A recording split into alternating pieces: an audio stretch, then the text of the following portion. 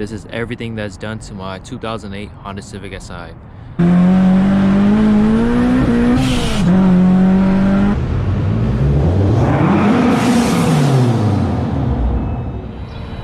it's still going.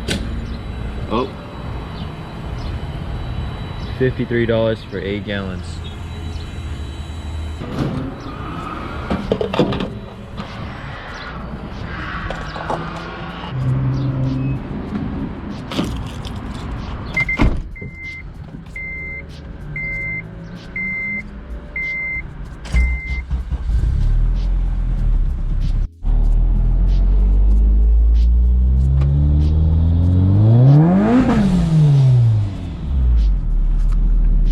First gear is like a dead spin. That's crazy.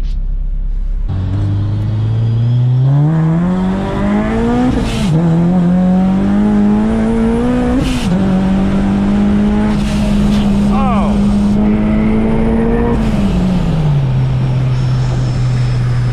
My car is too low. Alright, you guys. This is everything that's done to my 2008 Honda Civic Si. The first thing we have to do is pop the hood.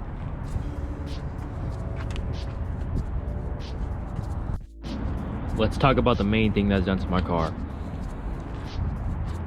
This right here is a Craftworks Supercharger Kit.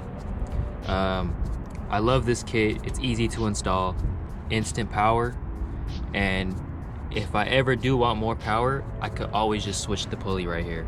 I really recommend this kit if you're in California because it's just so easy to install and uninstall.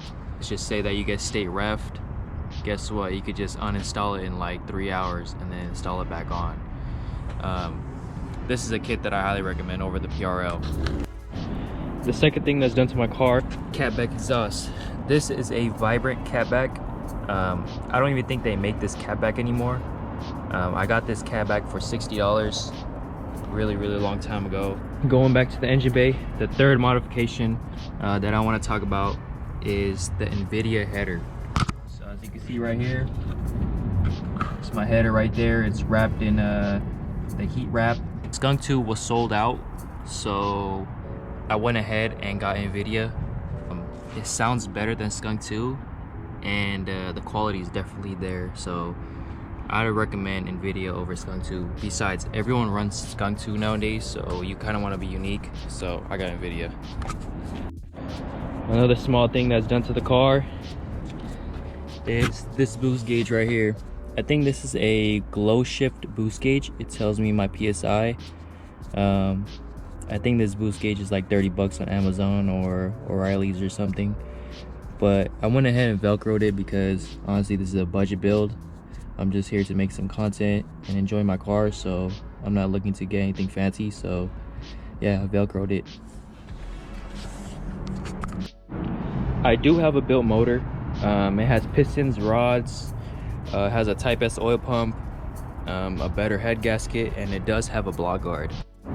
A lot of you guys are asking me like, hey, do I need to build my motor to run a Craftwork kit? Or their answer is no, you do not need a build motor.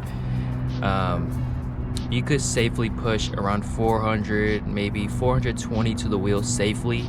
You just have to maintain it and get a good tuner. A tuner that I recommend is Yash Tuned.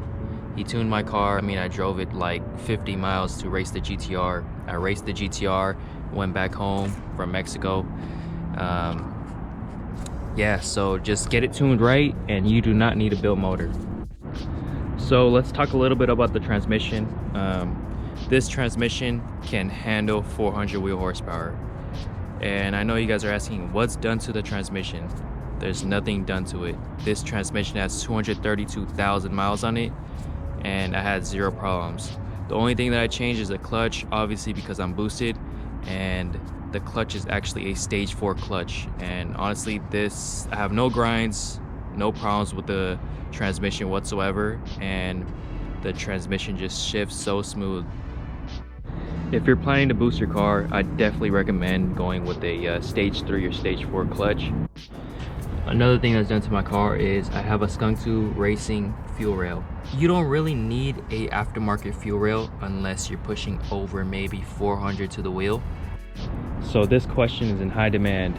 What kind of bumper is this?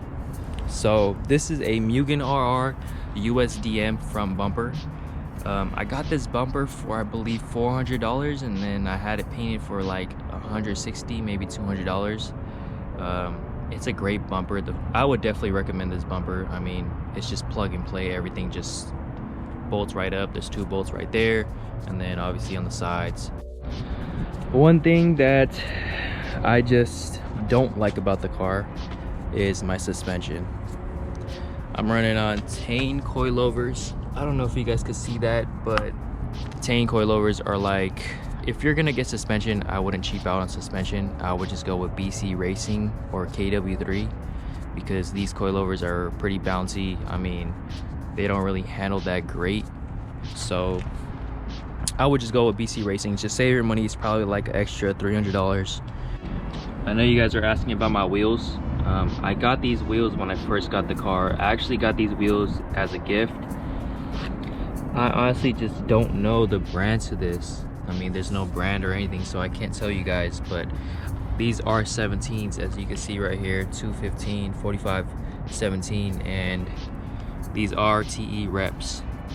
I mean, I don't really see the purpose of buying like $4,000 wheels. I damn near went off-roading with these wheels and nothing happened to them. So